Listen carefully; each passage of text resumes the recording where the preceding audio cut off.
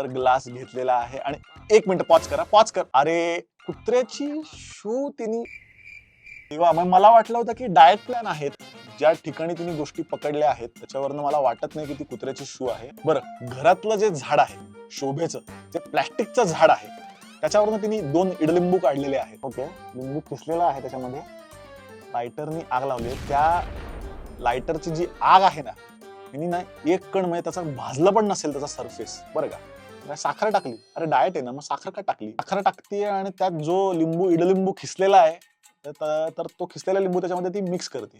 हे काय मिक्सर, त्यात पाणी, परत तो लिंबू, साखर. चेहरा बघा ना तिचा, ती असं करून करायची काहीच गरज नाही रेसिपी.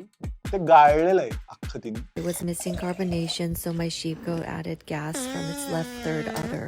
1 मिनिट, कुत्र्याची शू दाखवण्याचा फील म्हणजे ऍक्च्युली ती शू नसेल पण काहीतरी वेगळं असेल इथपर्यंत ठीक होतं, पण कार्बनेशन नाही म्हणजे त्यात गॅस नाही, म्हणून अशा पद्धतीचा नॅचरल गॅस भरणं.